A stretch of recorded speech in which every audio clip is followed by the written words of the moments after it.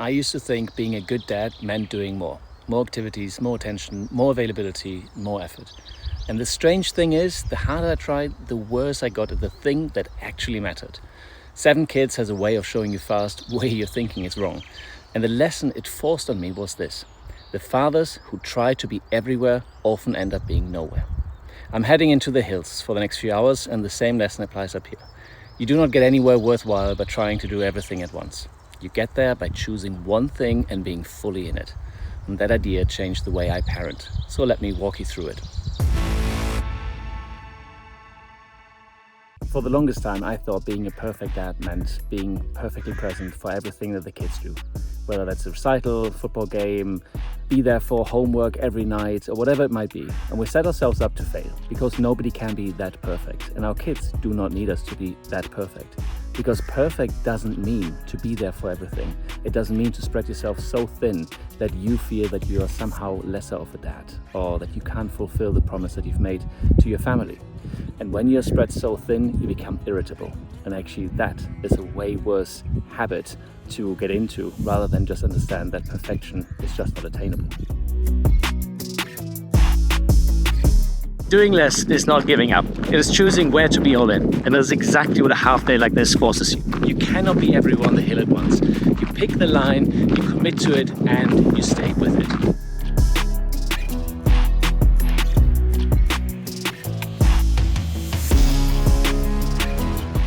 With 7 kids, you learn fast that you cannot give each child a perfect, equal, fully optimized size of your day. It's not possible. And when you stop trying, something better takes its place. Which is, you learn to give them real moments instead of constant, thin attention. 10 minutes where you're completely there, phone away, head clear, fully in it. That ends harder than a whole evening of being in the room but being somewhere else, being on your phone, trying to do email whilst playing with them. And a few years ago, one of my kids said something that stopped me in my tracks. Not because it was harsh, but because it was true. I cannot even remember exactly what we were talking about, but I remember the realization that landed with it. They did not want more of me, they wanted more of my attention.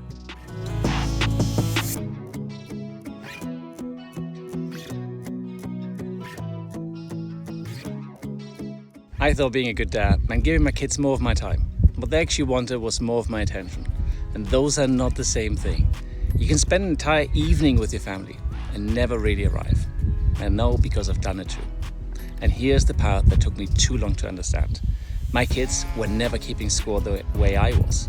I was measuring myself against an impossible standard of perfect presence. And they just wanted me. Just me.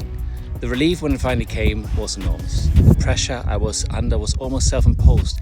I was not failing them, I was failing an impossible idea of fatherhood. One I hadn't really even believed or understood that I had signed up to.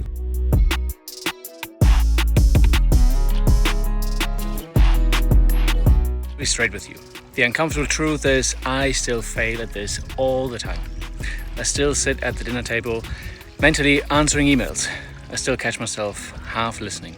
I still drift into tomorrow while one of my kids is trying to tell me about today. The difference is not that I have mastered presence.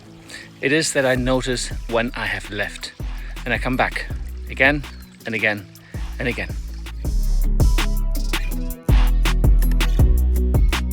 The lesson 7 kids hammered into me is this: stop trying to be everywhere a little.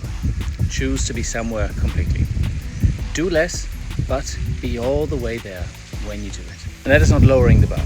That is putting the bar somewhere you can actually reach and where it actually counts. So if there's one thing 7 kids have told me, it is this: the people you love most do not need the perfect version of you. They need the version that is actually there. Not everywhere, not all things, not perfect, just present. And the older I get, the more I think that is what a good life is too. Not squeezing more into your days, but being fully inside the moments that are already there. And the thing is, showing up fully is a lot easier when your week is actually built for it. That is not willpower, it is design.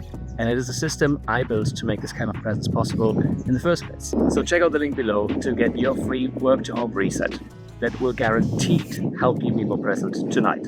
And lastly, thank you so much for joining me on this adventure today. The best day of the year. out here in the Pentlands, enjoying nature. I hope you liked it too, and I'll see you hopefully in the next one.